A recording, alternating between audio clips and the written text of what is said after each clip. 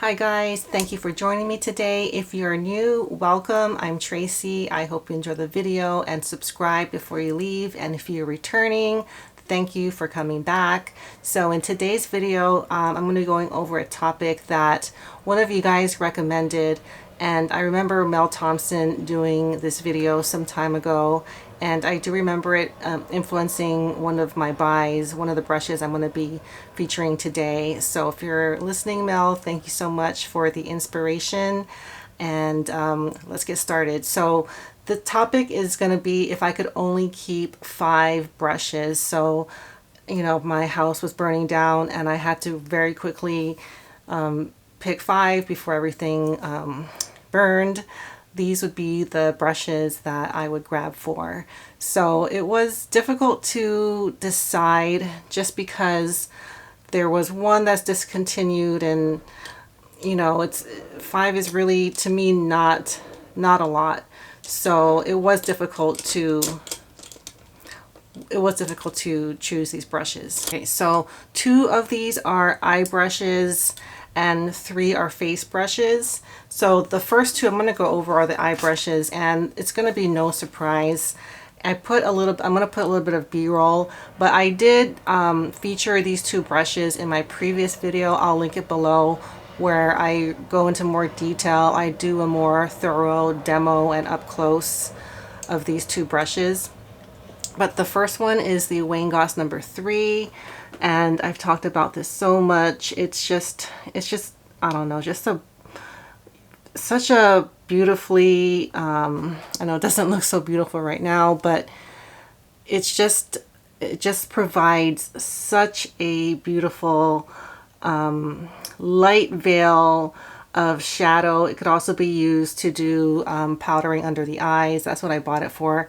But I do think this is the best brush to lay down your first layer of shadow. Like if you want to do like a really light color and your first transition shade, this is the brush that I reach for first. And the second brush is going to be, this was a difficult one to decide on, but I went with the Hourglass J5529. It's my smallest eyeshadow blending brush. Refer has one that is the number 13, and Goss also does one very similar called the number 20.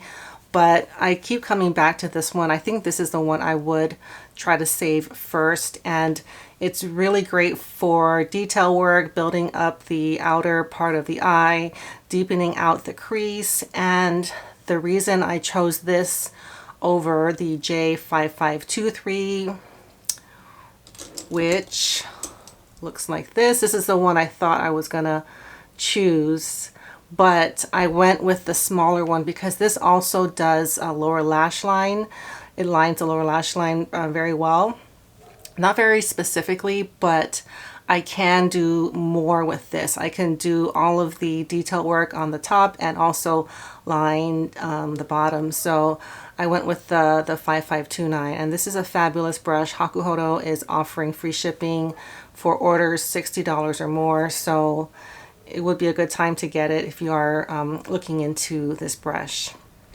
Okay, so then now I'm going to talk about the 3 face brushes. The first one is going to be, and this is one that I remember Mel choosing, and it convinced me to get the Sonyoji Designer Pro.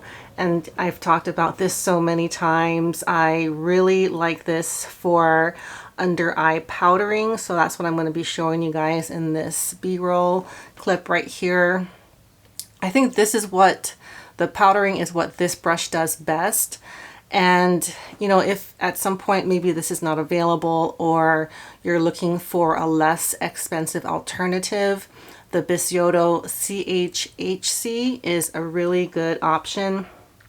It's much less expensive. I got this on CD Japan, but you can also get Bisyodo on Fude Beauty and Fude Japan. But I get most of my Bisyodo on CD Japan, and it's just such a great brush. It's dyed goat hair, and it performs the same tasks as the Sonyoji Designer Pro.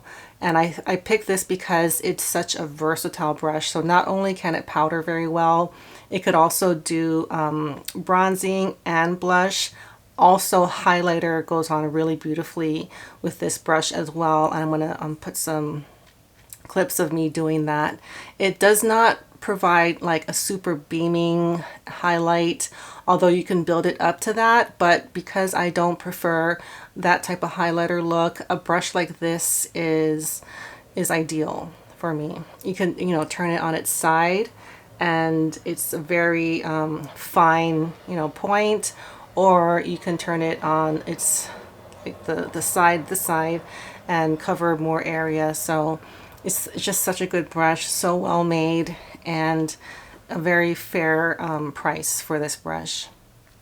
Okay, the next one is going to be, and this is probably the fanciest of the group here. I'm gonna go with the Chikuhodo Z8.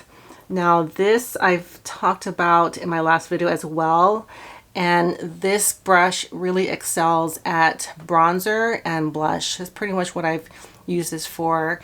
And the reason I like this for bronzer is it's almost impossible to mess up your bronzer with this brush because it is such a light application.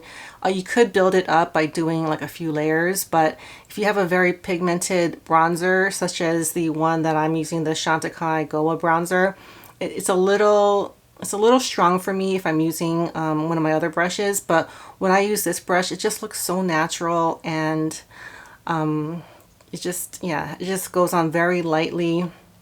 If you're looking for a less expensive alternative, I recommend the Bisciotto I'll put the actual name down below, but it's their cheek brush, their blush brush. It's from their premium series that has this really beautiful African rosewood. And this brush, although it doesn't really look like from the outside, might not look really similar to the Z8, but it feels awfully close.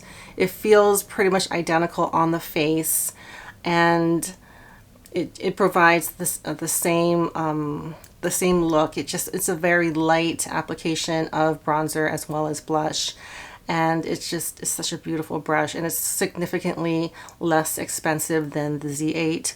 This is dyed goat hair, whereas the Z8 is gray squirrel. That's why it's more expensive, but you get a very, very beautifully crafted brush with this Bisciotto, and I got this on CD Japan.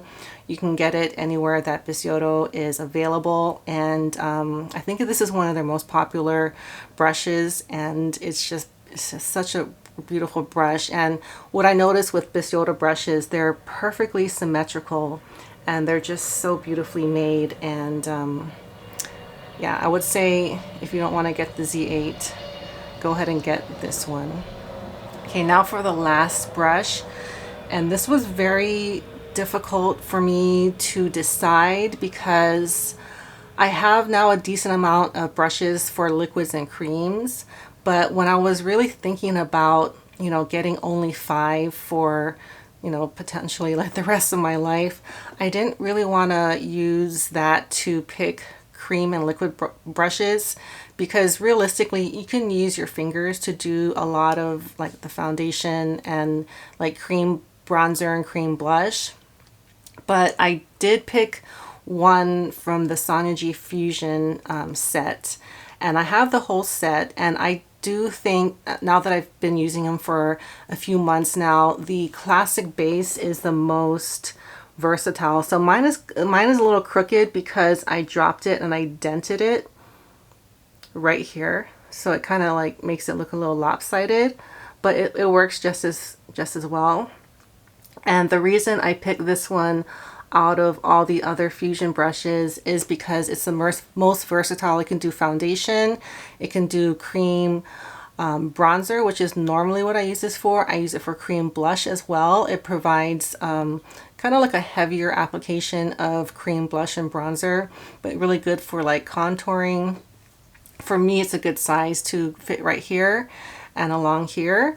And because I was doing this video, I wanted to test it out with finishing powder, and I really did like the way the finishing powder came out when I used this. And I thought of that because the way this feels when you touch it, it feels like a one of my finishing brushes that I really like. So I thought I would try it out, and I felt like if this can do finishing powder as well, then it would be a very good choice. I haven't put finishing powder on today because I want to show you guys how this performs with finishing powder. And it really does kind of just melt everything together. Like if you feel like your blush is maybe a little too obvious, or your highlighter is a little too strong, using this, I use the Hourglass Soft Light finishing powder, ambient finishing powder, and I don't know if you can tell, but I really like the way it kind of like blends everything, smooths everything out, kind of makes my pores look a little bit more blurred. And I'm really glad that I found this brush for this, because I brought this when I traveled, when I went on vacation, and I think that was a good call because it really does do a lot of things very well, but it really does provide a like perfect last step to kind of like smooth everything out and blend out any harsh lines, take down the highlighter if it's a little too much. So I wanted to mention this, and that's really what kind of sealed the deal in choosing this as my my final brush. And I almost chose the mini base because I do use that probably even more, but it doesn't do, it's a little too small. Let me show you guys. It's a little small for foundation and finishing powder. I mean, you could make it work, but I thought the classic base was more versatile than this one. But I really do like this one. I highly recommend this one as well. But I kind of like considered the fact that I wouldn't have any other brushes to use. Okay, so I think I pretty much got everything. Thank you so much for watching, and I will see you all next time. Bye.